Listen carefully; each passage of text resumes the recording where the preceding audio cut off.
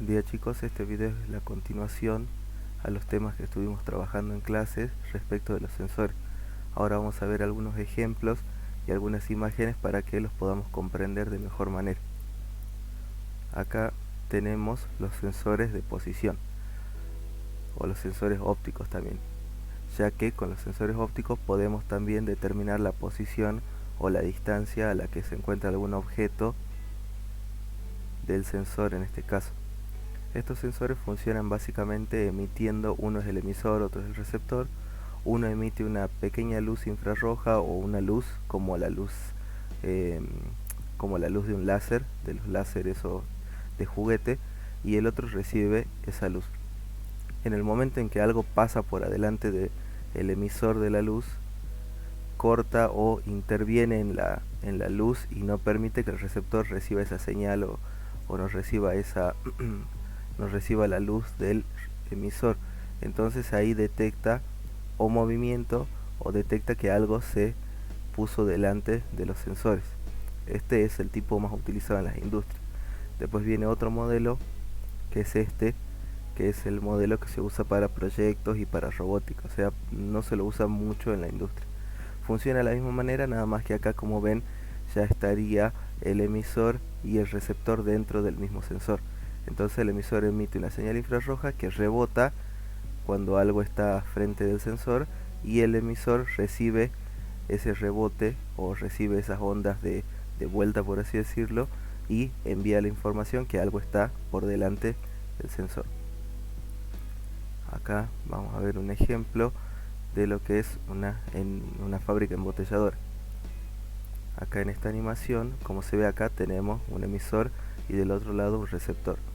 Mientras la luz llegue, por así decirlo, de una determinada manera o con una determinada intensidad, el sensor sabe que todas las botellas, por así como así lo vemos, son iguales o están todas de la misma manera. En cambio, ahí cuando pasa una botella vacía, el sensor capta esa variación o capta esa alteración en la luminosidad y ya envía una señal para que la botella, supongamos, sea retirada de la línea de producción. Acá también vemos, por ejemplo, que recargan las botellas o las van llenando de algún líquido, y acá tenemos otro sensor, pero este es del tipo del segundo sensor, que tiene integrado el emisor y el receptor en un solo dispositivo o en un solo cuerpo. Entonces acá envía una señal, la señal rebota en la botella y regresa al receptor. El emisor rebota en la botella o en algún objeto y regresa al receptor. Ahora, pasando ya de los sensores de posición y los sensores ópticos, vamos a hablar de los sensores de contacto, que es este de aquí, que eran los sensores que más o menos lo vimos en clase, vimos un dibujo, pero que básicamente es un interruptor. Entonces acá, como saben, acá tenemos un cilindro de un simple efecto de neumática, la válvula con la que lo van a accionar al cilindro. ¿Y qué pasa? Cuando el cilindro se mueva, cuando se mueva su émbolo, va a presionar, en este caso, al sensor de contacto. Cuando el sensor de contacto sea presionado, acá envía una señal a un segundo cilindro para que se accione. Entonces, con una válvula accionamos un cilindro, pero a su vez con el sensor de contacto o con el sensor final de carrera, acciona automáticamente otro cilindro. ¿Ven? Apenas lo toca, cierra el circuito y permite que el otro sensor active el segundo cilindro. Básicamente esos son los sensores de contacto, que eran los más fáciles, por así decirlo.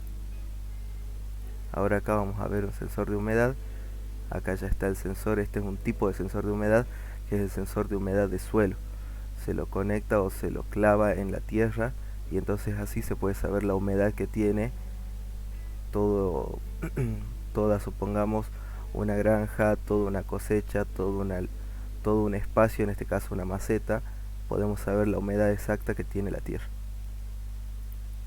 Acá el sensor está detectando una determinada humedad y activa, como dice acá, una humedad de 32, temperatura de 32 y una humedad del 43%. Entonces, ¿qué hace?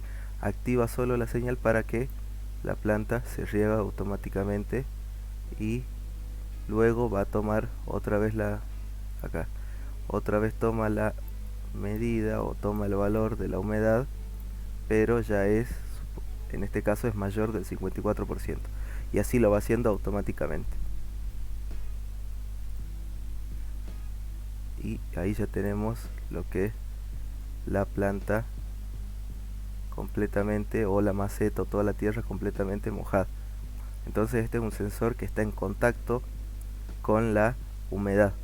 Este sensor es otro tipo de sensor de humedad, pero este no necesita estar en contacto, sino que este solo capta la humedad que hay en el aire y entrega valores relativos, digamos, valores aproximados.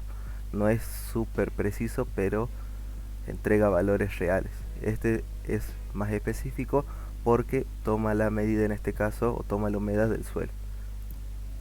Ahora, este es el interruptor Reed, o que lo podríamos ver dentro de los sensores magnéticos.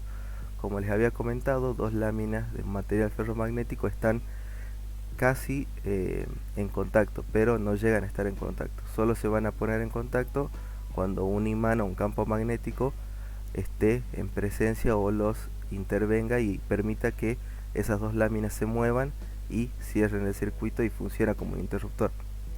Básicamente esos son los sensores magnéticos. Acá se ve que tenemos un LED, la batería, la resistencia a un LED, y tenemos el interruptor. Como ven ahí, el LED no está encendiendo, pero en la presencia de un imán, en este caso un imán pequeño, ahí está. Ahí pueden ver que el LED comienza a encender a esa distancia porque el campo magnético de este imán es muy pequeño. Ahora, si se cambia por un imán mucho más grande, van a ver que el interruptor también capta el campo magnético a una distancia mayor. Ahí está. Bueno, ahí logran ver la distancia a la que está el imán, que obviamente es mucho más grande, pero el campo magnético, las ondas magnéticas, afectan a este tipo de interruptor que se llama interruptor Reed, o a un sensor magnético. Con un sensor magnético pasa lo mismo. Se ven afectados por los campos y realizan alguna determinada acción. Estos son algunos de los ejemplos que les quería mostrar, pero bueno, los vamos a seguir trabajando en clase y vamos a introducirlos, o vamos a ver cómo están presentes dentro de la automatización y en los principios, y sobre todo en la robótica escolar o en la robótica de proyectos. Así que bueno, eso sería todo, chicos, y cualquier cosa lo vamos a seguir trabajando en clases la clase que viene.